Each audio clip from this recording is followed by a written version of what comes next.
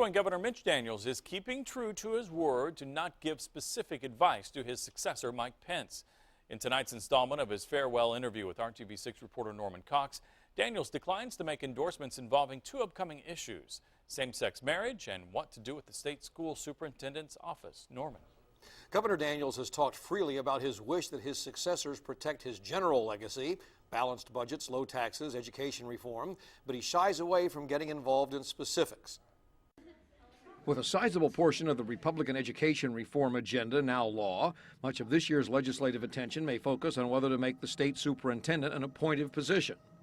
With Republicans holding the governor's office and supermajorities in both houses of the legislature, the new Democratic superintendent, Glenda Ritz, is likely to get under their skin and give them ideas about getting rid of her. Making the superintendent appointed is one of the few things from Daniels' 2005 report card he didn't get done. He says it just didn't happen, even though it was in both parties' state platforms. Still got the tattered version over there on my desk in 2005 when we, you'll recall, it was a busiest year Indiana probably had seen in generations, and we did economic development changes, and we tackled the bankruptcy of the state budget, and we did sweeping ethics reform, and on and on.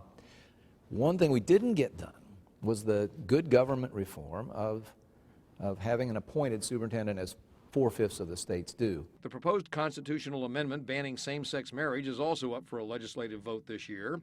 Daniels says that's also something for the new leadership to decide, even though he has called in the past for a truce on social issues, and despite the fact that many of the Republicans' business allies are advising them to hold up. I understand the argument that's being made, and others are also pointing out that the courts may soon, or the Supreme Court may have something to say about it, and you might want to wait on events. But good example of one of those things that I'm just a private citizen now, and it's best left to those who will hold the public trust in another 30 days. Some of Daniels' reluctance to take sides on controversial issues may be because he's about to become the president of Purdue, although, as you heard, he describes his upcoming life change as a return to private life. Running a major public university is anything but that, and he probably doesn't want to alienate anybody he's going to need in West Lafayette.